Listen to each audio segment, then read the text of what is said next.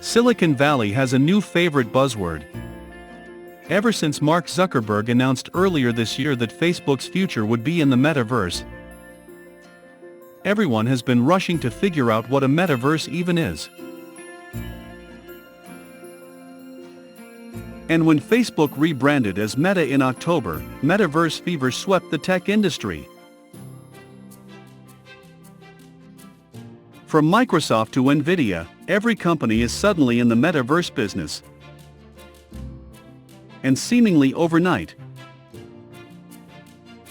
countless people became Metaverse experts.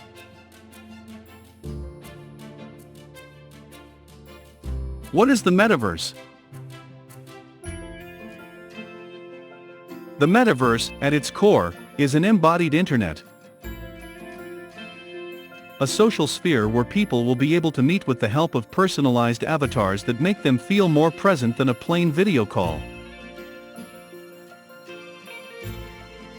It's synchronous, which makes it feel more like real life than today's feed-based social media. Instead of catching up on what others have been up to, you'll meet with them in real time. It will also be persistent, just like the world around us.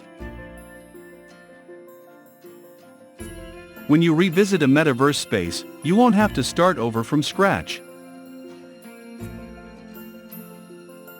And just like real life, it's going to encompass all kinds of things that you may want to do with other people. Go to concerts and other events, play games, hang out, date and, yes, work and shop. But to be very clear, the Metaverse does not exist yet. What we do have, though, are some predecessors. Virtual reality. VR often gets confused with the Metaverse, which is understandable. Having an embodied presence feels a lot more real if you wear a headset, as opposed to an avatar that you control with a keyboard or gamepad. But while VR, AR and other forms of spatial computing will be part of the Metaverse, it's just as important that the Metaverse will work across multiple device categories. It's not something that you dip in and out of for half an hour at a time, but something that accompanies you throughout the day, on your phone, your VR headset, and eventually consumer-ready AR glasses. Fortnite and Roblox. Both games have been hailed as early incarnations of the Metaverse, and they do check a bunch of boxes. Fortnite and Roblox are both social spheres with avatars and in-world economies. And massive live events have demonstrated that they're about more than just gaming. At the same time, both titles are effectively standalone properties. Players can't take their Fortnite avatar to their Microsoft Teams meeting. And good luck finding a business outside of Roblox that accepts Robux for payments.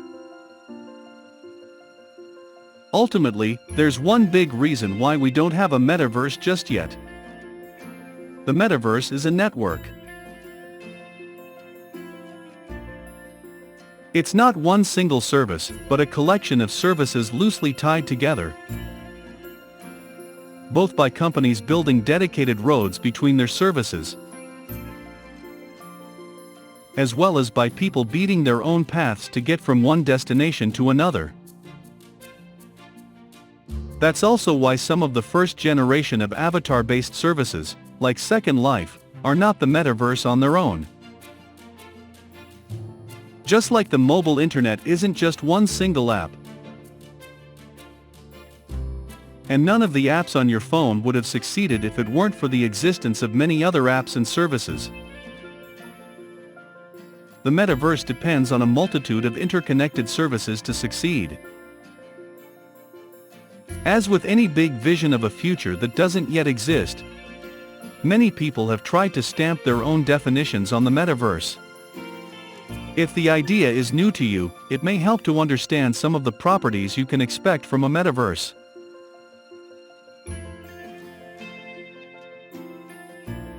One, a virtual world. This is, in my opinion, the most important characteristic of a metaverse. You could explore it using a computer, gaming console, mobile, wearable technology or other device, experiencing 3D graphics and sound along the way. The idea is that this makes you feel more present in the metaverse and presumably less present in the everyday world, where your body stubbornly remains. 2. Virtual reality. You need a virtual reality headset for this. The idea here is that you become immersed in the virtual world, so you feel even more present, at least until you bump into something that remains in the everyday world, like the coffee table. 3. Other people. The metaverse is social. There are lots of other people there, represented as avatars. Some of these avatars might be bots, virtual agents, and manifestations of artificial intelligence. You can hang out with the other people, or even do things together. The social aspect is likely to be central in Facebook's metaverse given its history as a social network. Metaverse fans and some researchers believe communication may be more natural than with video conferencing because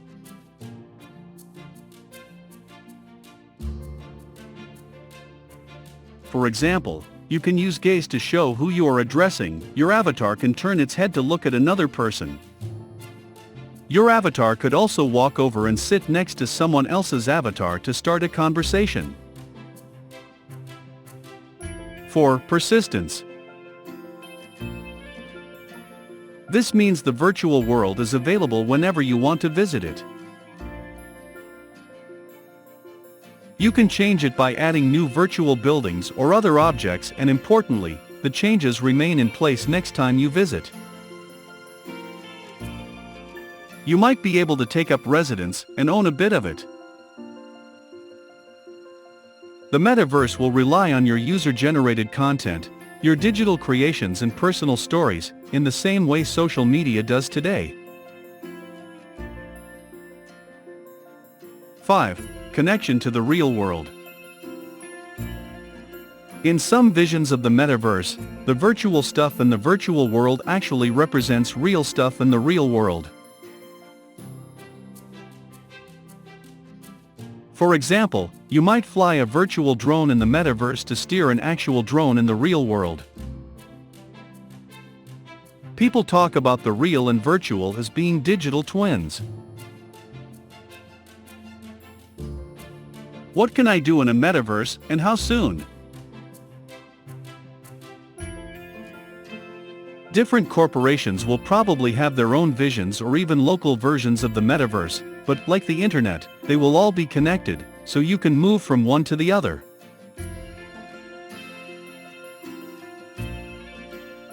It's likely that some things are going to be more immediately appealing and practical than others.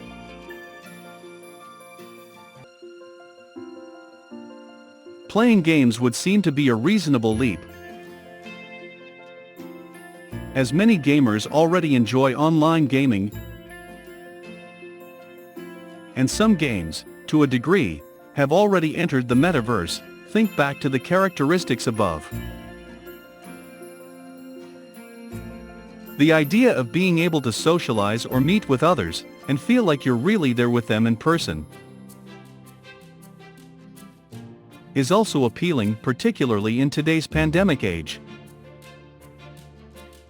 We don't have a particularly clear idea of Meta's metaverse offerings yet. In announcing the rebranding, Chief Executive Mark Zuckerberg mentioned different possibilities. You might be able to appear in a real meeting as a hologram, or play chess with someone across the world on a virtual chessboard superimposed on the real world.